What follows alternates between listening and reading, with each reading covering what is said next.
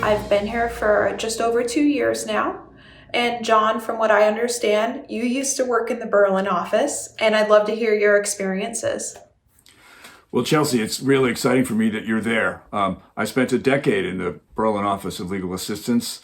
It was my formative years as a young lawyer, as an adult too, I guess I would say. And it's just very exciting that you're there. And one of the things, Chelsie, that was interesting about being up there in the middle 70s was the paper mill was thriving. There were thousands of people that worked there, and there was also this big Converse sneaker factory that was going 3 shifts, 24/7, and they were all union jobs. They were all good union jobs. The people who worked in those factories and mills made too much money to be eligible for legal assistance. They actually made more money than the young legal aid lawyers, and it was a really thriving place and really a multi-generational family place. And I was there for a lot of the downturn of that, and that was tragic. That was really hard. It hit families hard. What you described as Berlin is completely different than the Berlin I know. Mm-hmm. It's tough for someone that is,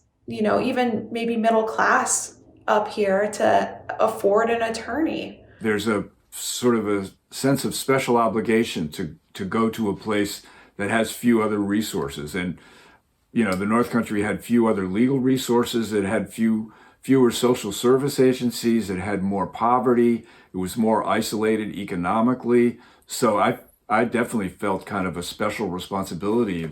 And the clients, my memory is a lot of the clients didn't have transportation, and there really wasn't any public transportation to speak of. So I remember a lot of times going to pick up my client to bring him or her to court. In my position, we're unable to pick up clients just due to the safety precautions with domestic violence survivors. That makes sense. So we have to really coordinate with our crisis center partners to make sure that they have, maybe a gas card so they're able to make sure that they get to court or they get to our client meetings. That collaboration is great. That is really, that's wonderful. And that's definitely an improvement. So that's neat to hear.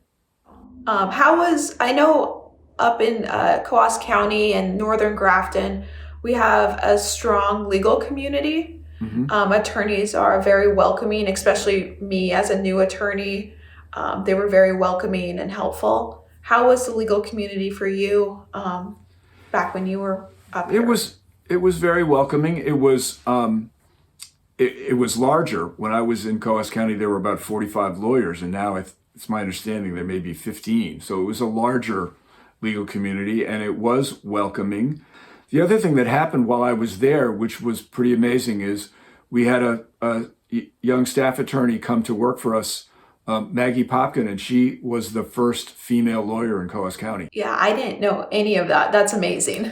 The other thing I can say about the Berlin office is it was the key to first getting a state appropriation.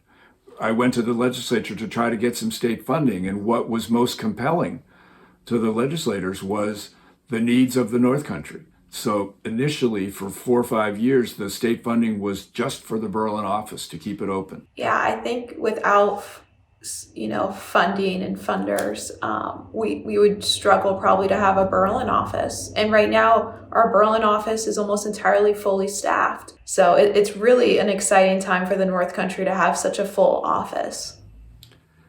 And it's very heartening to me, as an old veteran of that office, to see it rejuvenated like that. Because I know what it means to the community.